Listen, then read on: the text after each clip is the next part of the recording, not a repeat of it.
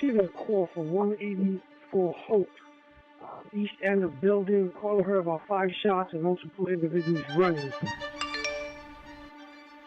From Brown PD looking for a male dressed in all black. What he's sealing is he's wearing a mask. That's all we have at this point. Caucasian male shooter. 9-2. The suspect is allegedly at room 166 at Barris in Holly. Alright, dispatch, be advised. This is an active shooter situation with multiple victims.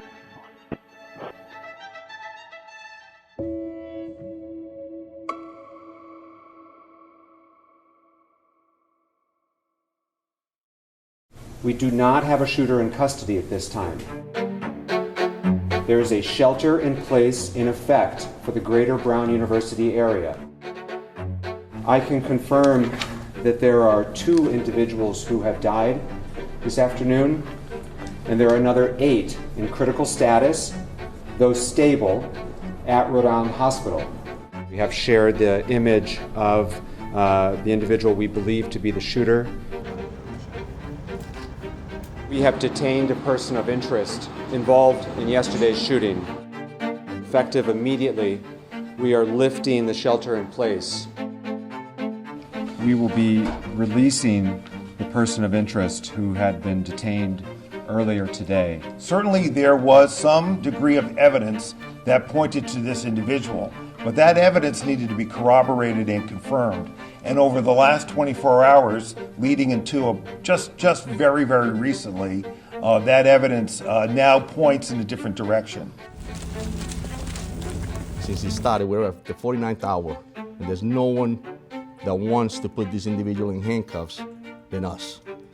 The FBI is now offering a reward of $50,000 for information that can lead to the identification, the arrest, and the conviction of the individual responsible, who we believe to be armed and dangerous.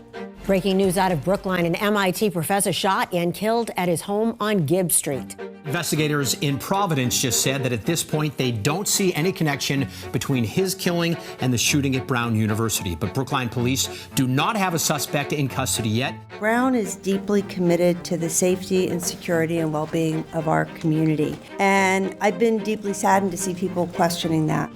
There's enhanced video footage that we're asking the public to look. If you have any camera systems, that you look at that footage and that you can reach out to us.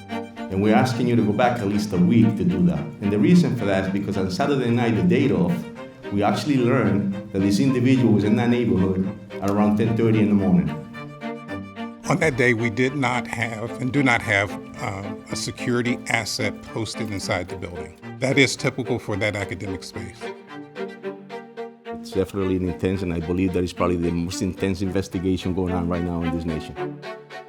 This is a person that we would like to speak with. We truly believe, based on the video footage that we have been watching, it may have relevant information to the investigation. That person came forward to 2 Providence police officers and said that he was that person and he had information that could help this case. And he blew this case right open. He blew it open.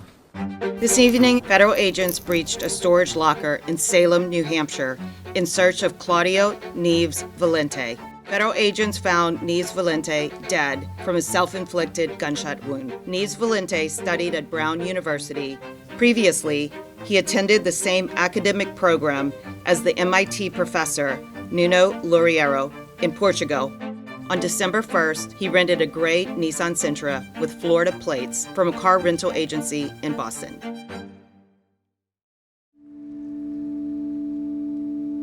On December 13th, Neves Valente entered an auditorium on Brown University's campus during a study session and began shooting at students, killing Ella Cook and Mohammed Aziz Umarzokov and injuring 9 others. On December 15th, he murdered MIT professor Nuno Loureiro at Loureiro's home in Brookline, Massachusetts.